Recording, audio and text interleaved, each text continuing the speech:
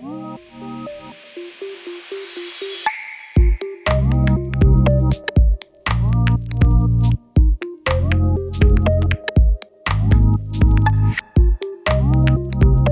tout le monde, je suis ravi moi aussi d'être ici. On m'avait promis du soleil après la neige, mais en fait ça c'est que du flanc.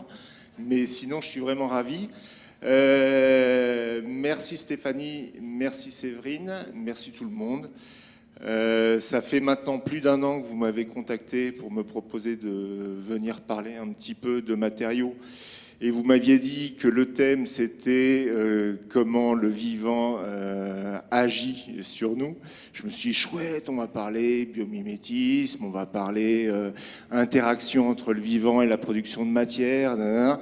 Et là, Sandrine comme Stéphanie m'ont dit, t'as un quart d'heure, mon garçon. Donc, je vais faire super court. Si jamais vous avez des questions, on a une masterclass cet après-midi à 16h. Je suis en même temps ici toute la journée. Je repars à Paris ce soir, mais je suis ici si vous avez des questions complémentaires.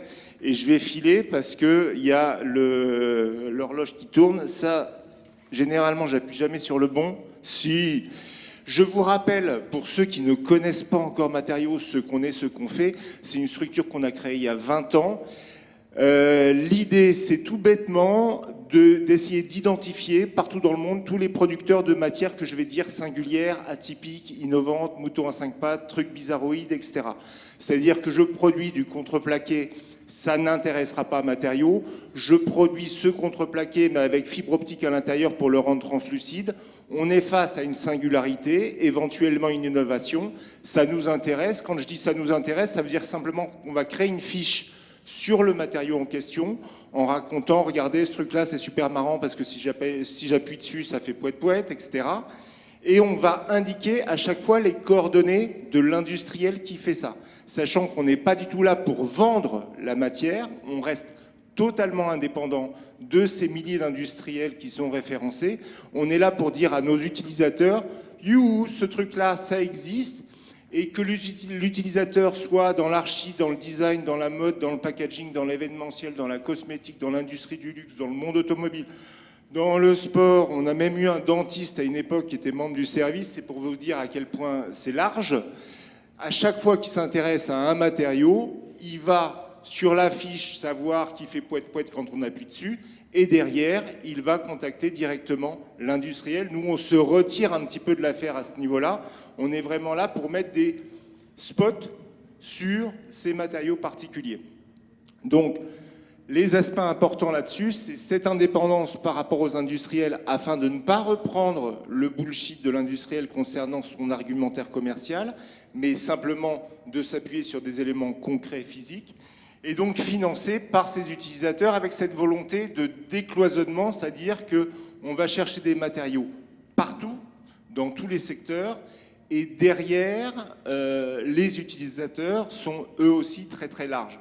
Une contrainte pour rebondir un petit peu sur l'atelier Luma que je suis depuis le début, c'est que tous les développements sur lesquels ils travaillent actuellement nous intéressent énormément, mais on ne crée pas de fiches sur, par exemple, le polystyrène, entre guillemets, de tournesol, tant qu'il n'y a pas de production derrière, parce que notre membre qui est dans l'automobile, qui est dans la cosmétique ou qui est dans l'architecture, c'est sur des projets qu'il travaille, et donc, dans cette frontière où on est encore dans l'ébauche, dans la recherche, dans tous ces trucs-là, c'est des trucs que nous, on va mettre de côté comme information, mais on ne va pas créer une fiche parce que derrière, le but du jeu n'est pas d'envoyer nos membres vers des impasses temporelles parce que ce truc-là, aujourd'hui, je ne peux pas l'utiliser.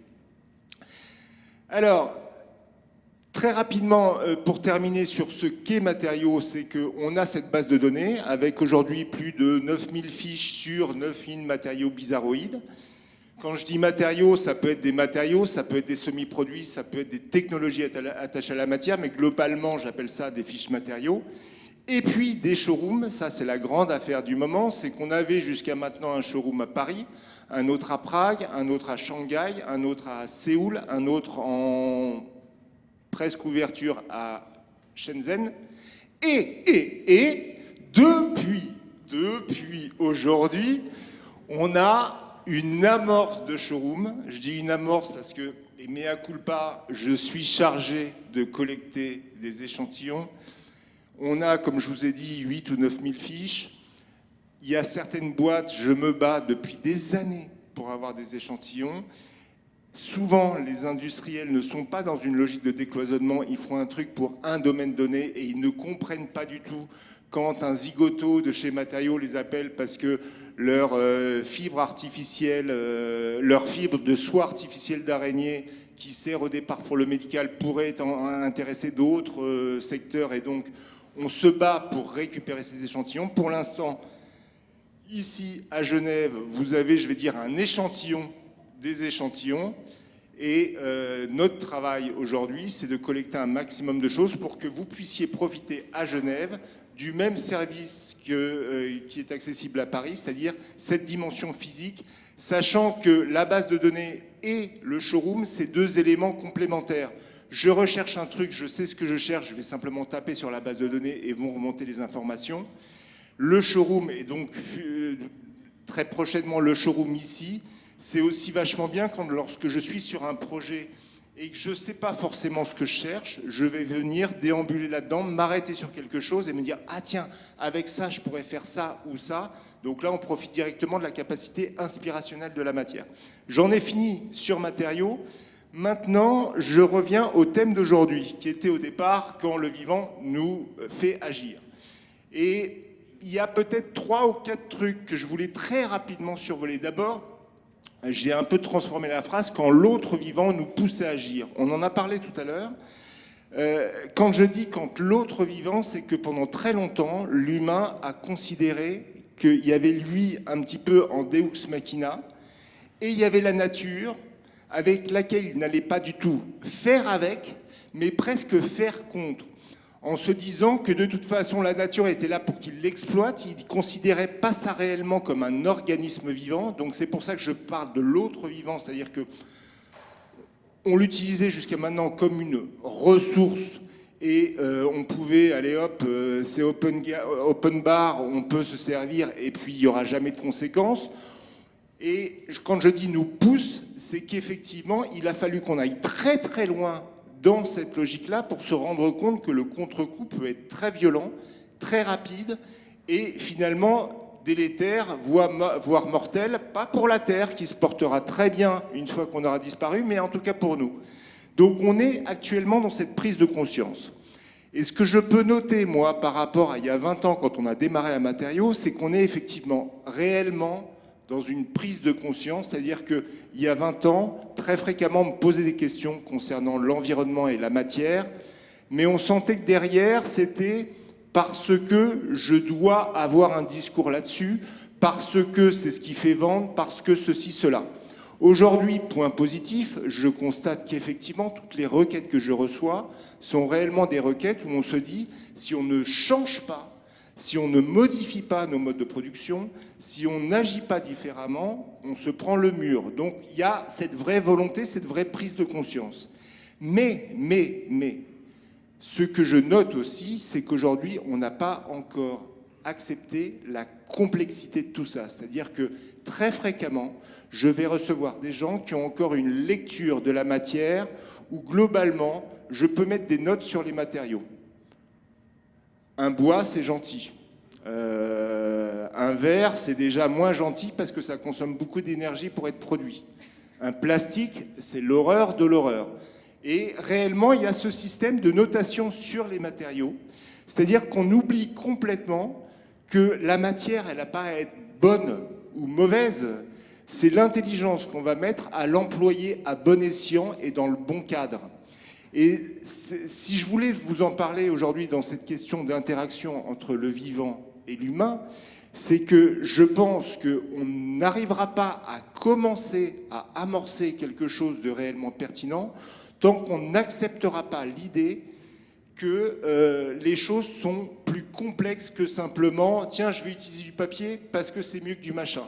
Et qu'on n'accepte pas l'idée de se dire à chaque fois, sur mon projet, il va falloir que je réfléchisse, non pas simplement à l'utilisation de tel ou tel type de matériaux, mais à mon projet de façon globale, comment il s'insère, qu'est-ce que ça devient à la fin, tous ces éléments qui sont finalement plus importants que stricto sensu le choix de tel ou tel type de matériau. Donc ça, c'est la lecture qu'on a aujourd'hui des matériaux. J'appelle ça mon échelle de Burke. On a tous son échelle de Burke dans sa tête, un espèce de biais cognitif. Alors là, c'est l'échelle de Burke super classique, hein. Chacun va bouger un petit peu les trucs, mais on voit effectivement que plus on s'éloigne de la nature, et plus la matière est méchante. Mais vous voyez, si je prends mon Burke maximum, il est à 147 Burke là-haut, c'est monstrueux. C'est un ETFE, un éthylotétrafluorure d'éthylène, ça sent sa chimie à plein nez. Ce truc-là, effectivement, c'est issu du pétrole, c'est polluant lors de sa fabrication, il y a émanation de certains gaz qui ne sont pas bons pour l'environnement, et en fin de vie, ce truc-là, utilisé dans le packaging, par exemple, ça va être une cochonnerie innommable parce que, comme c'est un polymère très technique, il n'y a pas réellement de filière de recyclage, ce truc-là, je vais le cramer, je ne vais rien pouvoir en faire. Si maintenant, je regarde ce même ETFE pour la piscine olympique de Pékin, il a servi en fait de couverture pour cette espèce de cube à bulles. Vous regarderez sur Internet, piscine olympique Pékin, vous verrez à quoi ça ressemble. Et si je fais le bilan environnemental de ce bâtiment sur ses 40 ans de durée de vie, cette solution avec le TFE enfonce finger in the nose toutes les autres solutions de construction, parce que très peu de matière est utilisée au départ, une matière qui va très bien durer pendant les 40 ans de vie du bâtiment, un bâtiment qui est super bien isolé, qui amène très bien la lumière à l'intérieur du bâtiment, donc grosse économie d'énergie. Et en fin de vie, j'ai sur un site unique une grande quantité de TFE qui n'est mélangée à rien d'autre. Donc tout à coup, ce truc-là, qui était une vraie cochonnerie dans le packaging, devient la quintessence de l'écomatériau dans un autre. Donc tout ça pour vous dire quelque chose qui, pour vous, j'espère, est une évidence, c'est qu'effectivement, il n'y a pas de bons et de mauvais matériaux. Il y a des matériaux qu'on va économiser. Ça, c'est judicieux, pour le coup. Une matière écolo, c'est la matière qu'on ne va pas consommer, qu'on ne va pas utiliser. Ça, c'est... Mais sinon, je défie quiconque de me montrer ce que c'est qu'un écomatériau. Là, je voulais parler sur les plastiques et sur toutes les conneries qu'on raconte sur les bioplastiques, mais je vais passer à après parce que j'ai mon horloge qui... Deuxième aspect dont j'aurais voulu m'étendre pendant 2 ou 3 heures, mais là aussi on l'a rapidement abordé tout à l'heure, dans cette interaction vivant et humain, c'est effectivement tout le biomimétisme. Avec ce truc jusqu'à Janine Bénus, on va dire, on avait tendance à ne pas écouter, à ne pas regarder finalement la nature, qui pourtant a énormément de choses à nous apprendre. C'est quand même la nature, une industrie qui depuis des milliards d'années produit avec un minimum d'énergie, en recyclant tout, en trouvant à chaque fois des solutions super judicieuses localement qui sont jamais les mêmes. Pourquoi c'est jamais les mêmes? Pourquoi le papillon il ressemble jamais à son cousin qui est ailleurs? C'est parce qu'à chaque fois, il y a un espèce de fine-tuning concernant les solutions à trouver suivant le cadre, les contraintes, etc.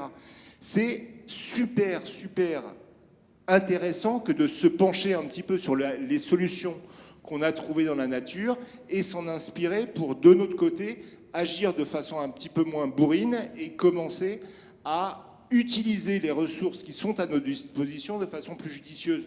La naissance de la chimie verte, par exemple, c'est la constatation tout bêtement que le premier producteur du monde de verre, c'était absolument pas Saint-Gobain, c'était absolument pas Pilkington, c'était absolument pas AGC ou d'autres grands miroitiers, c'était les diatomées qui produisent des tonnes et des tonnes de verre par jour, là où l'humain apportait nécessairement 1500 degrés d'énergie et de la silice pour la transformer en verre, les diatomées, elles vous font ça à température ambiante. Et dans la mer, c'est pas du 45 degrés, hein, c'est du 15 degrés, en gros. À 15 degrés, elles arrivent à faire du verre, tout leur squelette est fait en verre, et donc à partir du moment où on s'est dit, tiens, ça serait pas mal quand même qu'on regarde un petit peu comment les diatomées font, ça a créé tout ce qu'on appelle la chimie verte, c'est-à-dire cette chimie moins invasive où on regarde un petit peu à utiliser moins d'énergie, moins de matière pour produire plus intelligemment.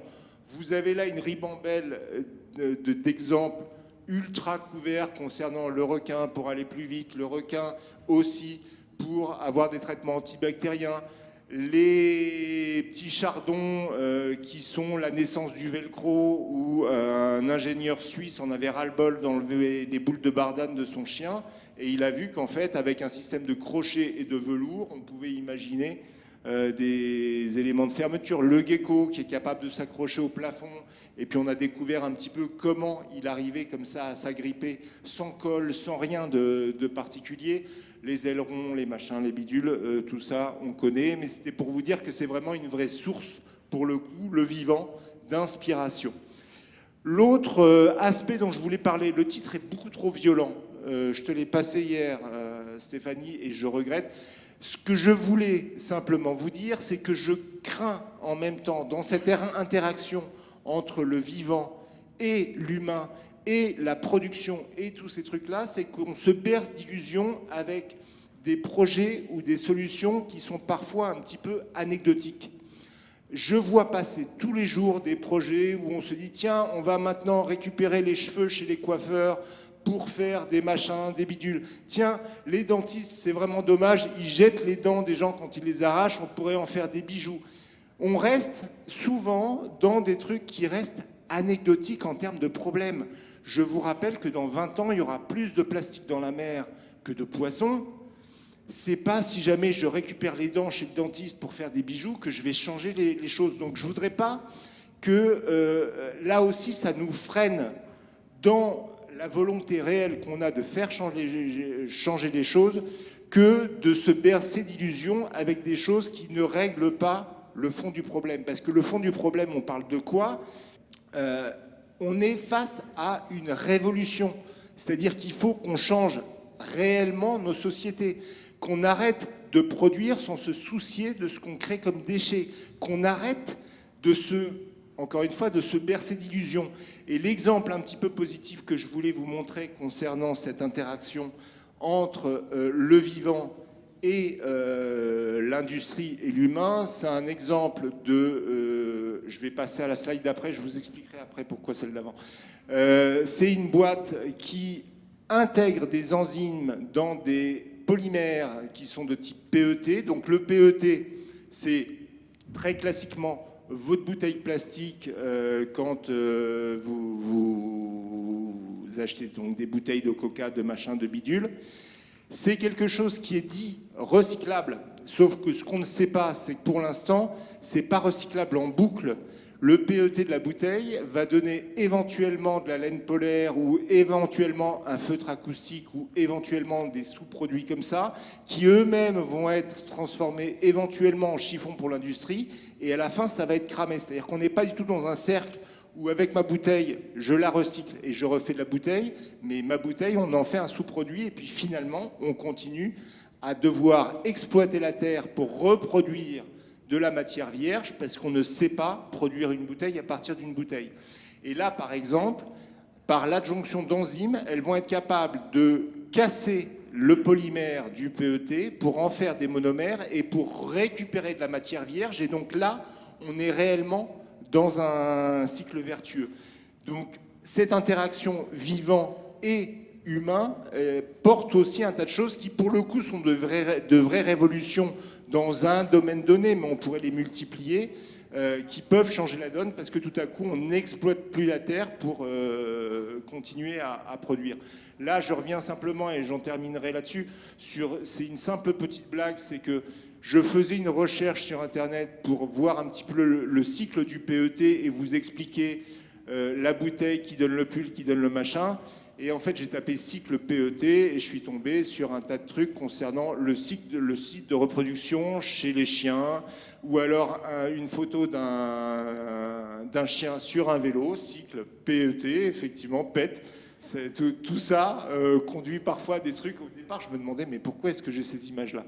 Donc voilà, j'en ai fini là-dessus. Si vous avez des questions, je suis là. Et puis surtout, il y a une masterclass à 16h, je crois, cet après-midi.